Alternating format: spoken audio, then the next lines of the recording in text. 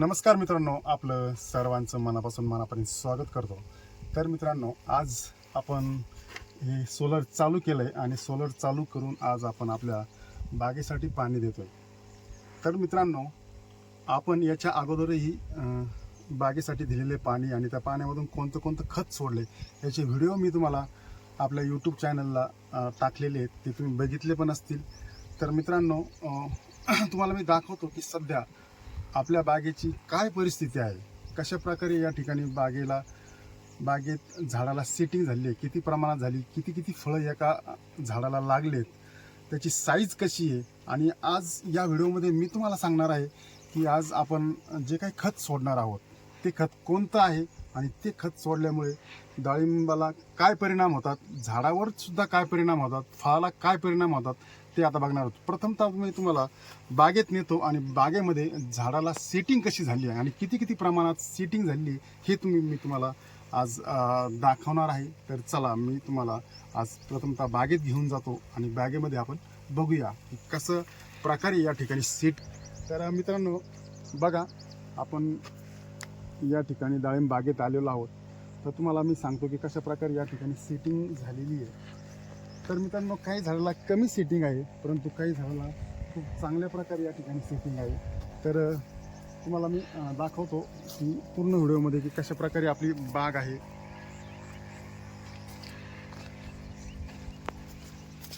आणि चला मित्रांनो, तुम्हाला मी दाखवतो की साधारणतः आपण मॅक्झिमम एक झाड पकडू।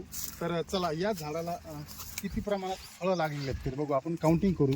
तर मित्रांनो बघा, 1 2 3 4 5 6 7 8 9 10 11 12 13 14 15 16 17 18 19 20 21 22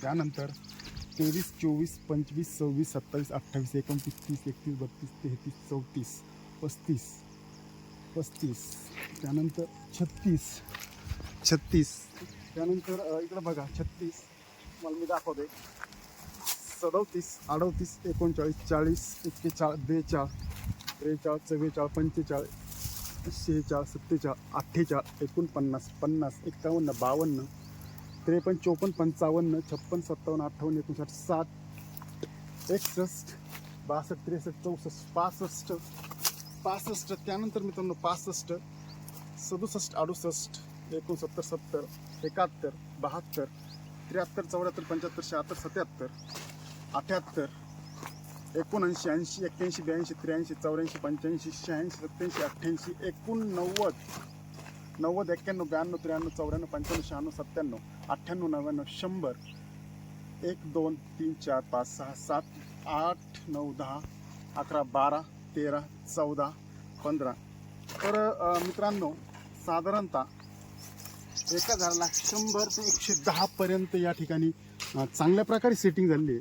तर तुम्हाला मी दाखवतो। आणि एक लक्षात ठेवा की या ठिकाणी डाळिंबाला जे तुम्ही बघताय पानं जे आहेत, हे बघा, डाळिंबाचे जे पानं आहेत ते एकदम व्यवस्थित आणि एकदम मोठे पानं आहेत, जेणेकरून त्यांना अन्नद्रव्य शोषण करण्यासाठी एकदम चांगल्या प्रकारे या ठिकाणी मदत होती।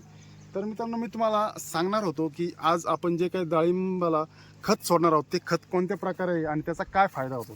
तर चला मित्रांनो, मी तुम्हाला दाखवते की प्रत्येक वेळेस आणि प्रत्येक आपल्या व्हिडिओमध्ये मी तुम्हाला दाखवलेलं आहे की कशा प्रकारे या ठिकाणी आपण खत सोडतोय।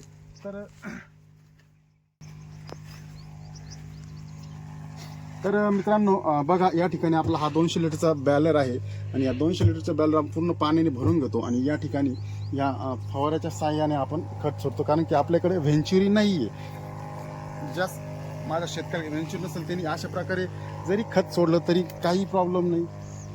तर मित्रांनो, या ठिकाणी आपण आज या बॅलरमध्ये पाणी घेऊन 1340 मॅग्नेशियम, त्यानंतर डबल बहार, हे जे काय औषध आहे डबल बहार।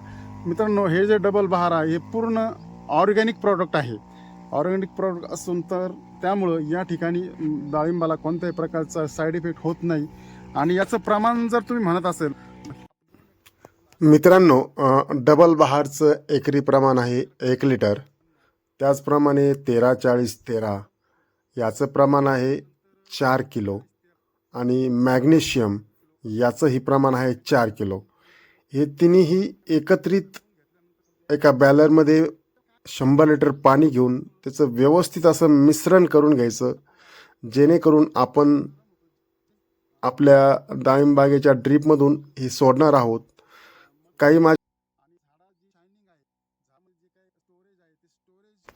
काही शेतकरी मित्र व्हेंचिरीमधून खत सोडतात. जर काही शेतकऱ्यांकडे व्हेंचिरी नसेल तर आपला जो काय 16 लिटरचा पंप असतो त्या पंपाच्या साहाय्यानेही या ठिकाणी आपल्याला डाळिंबाला खत सोडता येते. त्याचप्रमाणे यांचं व्यवस्थित मिश्रण करून घेणं सगळ्यात महत्त्वाचं आहे.